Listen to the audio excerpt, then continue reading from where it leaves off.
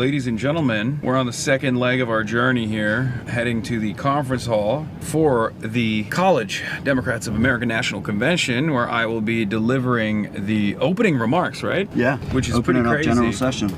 Yeah, opening up the general session. Our next guest practices freedom of speech the way some of us practice doom scrolling. Constantly, intensely, and sometimes for several consecutive hours. College Democrats, it is my pleasure to welcome Hasan Piker. Is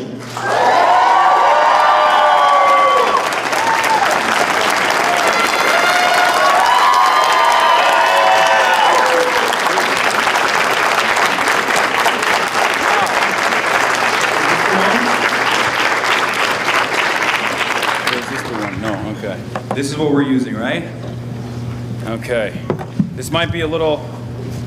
Put it on the top. I'm gonna fix it. Yeah, it's a little bit short for me, unfortunately, so apologies. Okay, brought a little bit of Diet American Dew with me on stage. It's reflecting pool colored. Delicious. Not a sponsor. Just putting that out there. What an honor to be here. Thank you so much for having me, College Democrats of America. It's a great honor to be here in the heart of the American empire, in the belly of the beast, speaking to the future activists of the Democratic Party, but as an outsider currently pushing for an insurgency. To be honest, when I first got the call from this organization, I first said, I don't know what that is, I'll be honest. I apologize. And then they told me they hadn't held a national convention of this size since the Nixon era. So give yourselves a round of applause for that.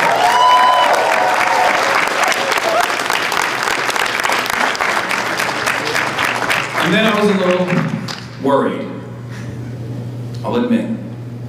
Me and the Democratic Party were not so close as of late, as many of you know. I thought to myself, perhaps the Center for American Progress has set up a trap for me. Near attended, are you in the room? I apologize for everything I've said. After all, it's not a secret that there are many, many people in the Democratic Party that wish that I would go away, who wish that this movement would go away. Well, I'm here to tell you, we're here to stay.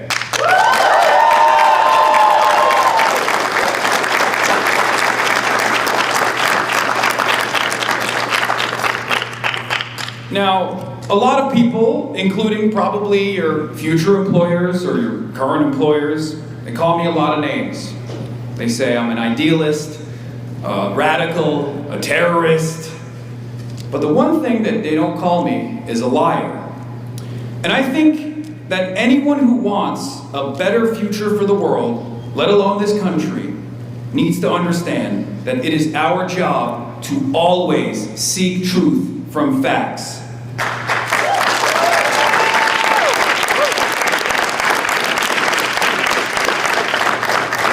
We must always expand our knowledge of the world around us and to use that knowledge to build a worldview, and then we can move on to change the world. And the reason why I stress this is because a lot of people, they see this as a career. And I work with a lot of campaigns.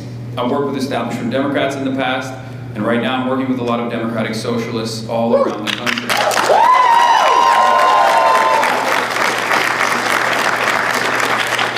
And the one difference that I always see is moral conviction. Moral conviction to always say the truth. And an endless thirst to understand exactly what's going on. We have a lifetime of social conditioning that has guided our lives, that has motivated the way that we see the world. Sometimes that means we have a lot of blind spots. But moral conviction is really important, because that is what makes the difference between the insurgents and the establishment Democrats that are simply following along. And I think that anyone and everyone here must constantly push for this. This task takes on a new importance today. Lies and disinformation are the currency of our enemies on the right. Unable to compete with us over here in reality, right-wingers instead try to make humanity live in their dangerous fantasy land, constantly finding new enemies in our neighborhoods to position as a reason for why we are all experiencing the same struggles born out of capitalism. But sometimes, I'm a glass half full kind of guy. When the right traffics in lies, the lane for telling it like it is wide open. And whoever can do that, whoever can tell the truth, they will own the future. But people fail this basic test all the time, especially in Washington, D.C. Now, I'm sure that many of you in this room feel the same energy that I do. A feeling shared by more and more people all the time of frustration. Frustration with decades of political ineptitude in the face of rising fascism. Many people in this room have only known Trump. But to the older folks here and also watching at home, think about that for a second. The only politics that people in this room have ever known is shot through with Donald J. Trump. Political life shaped from above by a narcissistic tyrant who enriches himself, his ridiculous family, the Epstein class, as well as the billionaires who were smart enough to get caught, smart enough to avoid getting caught. Sorry.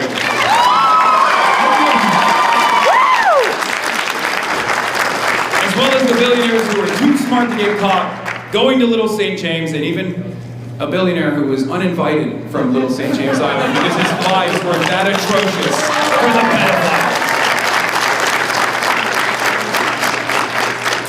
Although American politicians have never been much at truth-telling, for over 10 years, the terms of our discourse have been set by a megalomaniacal pervert.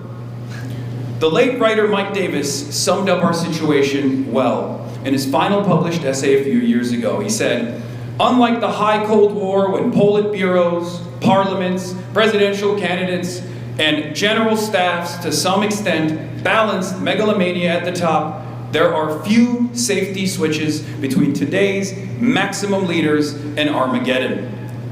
Never has so much fused economic, media, and military power been put into so few hands. To you, young people of America who have chosen to enter the world of electoral politics, I know that you have grown up in this degraded era where bigotry and deceit are so blatantly rewarded in society. An era in which our rulers would rather choke us with wildfire smoke than re-examine how our way of life damages our planet, the only home we'll ever know.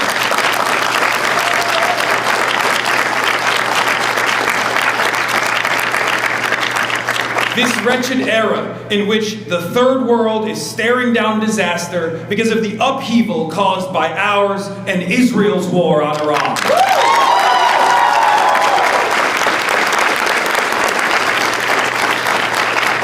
This ridiculous era in which a Supreme Court dominated by religious nutjobs rewrites our laws at will.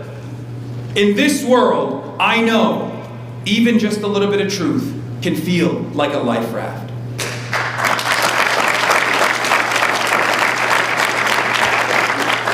It's why so many of you are in this room, because you meet other people like yourselves and you talk about these problems together and you feel both less alone and closer to the truth. Now, it's fair to say, as I've repeated over and over again, as you all know, that I am not a friend of many people in the Democratic Party. But that's okay. In politics, if you're everyone's friend, then you're no one's friend.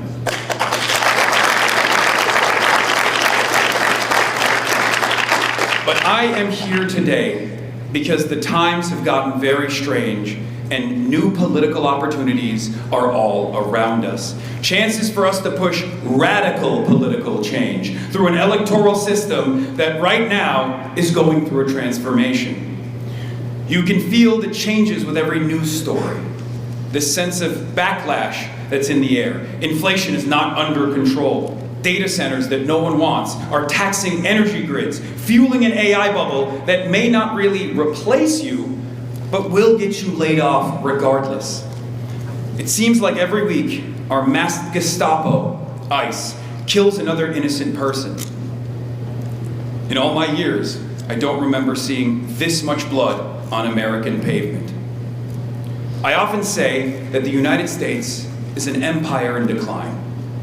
And home, that means we are a nation in crisis. But where so much of Washington sees dangerous instability, I and many of you see promise. I see a real opportunity to change this country's trajectory, to improve the lot of humanity. And I know you feel it too. It's rooms like these that remind me just how many people see right from wrong and want to do something about it.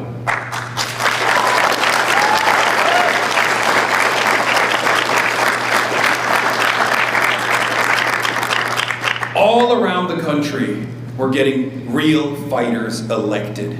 Fighters who see the crisis and can describe it in clear and truthful terms. This means demanding an end to the endless wars, an end to profiteering off of health care, an end to the rule by people who put the interests of capital over the interests of the working class.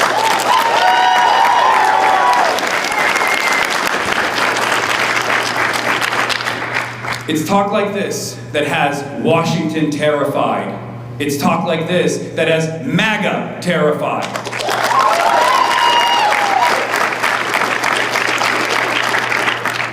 These people in hate movements who try to control our lives are most afraid of popular action, of democracy, of the people.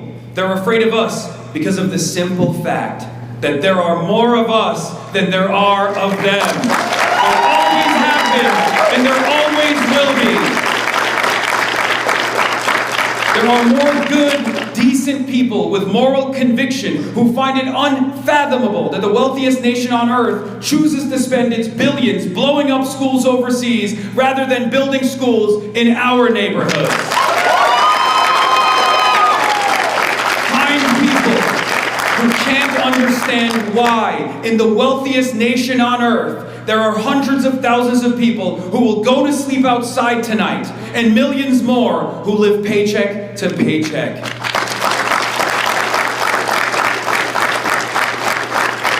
Hardworking people, frustrated that an honest day of labor delivering packages, cleaning counters, or teaching children is no longer enough to take care of a family or own a home. All the while, the world's wealthiest man sits around tweeting racist screeds and unfunny jokes as people grow his net worth into the trillions.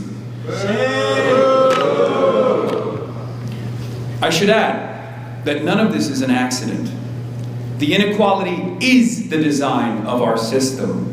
When you see broken downtowns in a state of disrepair, or potholes that never get filled, or homeless people suffering in the streets, remember, this is the design of our system. It is not the moral failings of the individual, but a whole architecture where the ultra-rich stick their hands in the pockets of everyone else.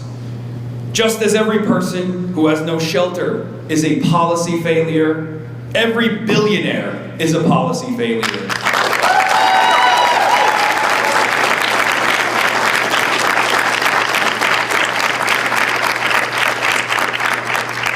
But just as every billionaire is a policy failure, every congressperson who's refused to change these policies have failed you, have failed all of us. We have placed corporate interests above the interests of the people. I say no more, and we say no more.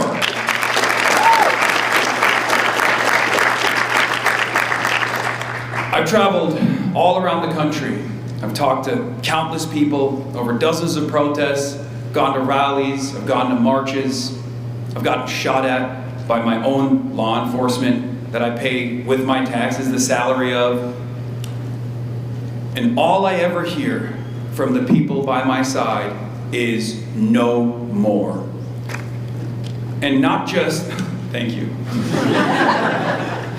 And not just the no more to Trumpism, but no more to the Democrats who compromise, who conciliate, and who betray us.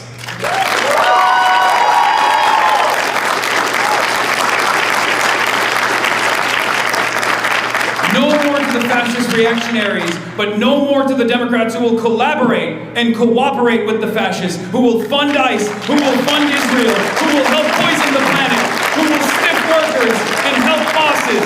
We don't need those Democrats anymore. In fact, we have a message. We are coming. We are on boss. We're on bot. We're on bound. And we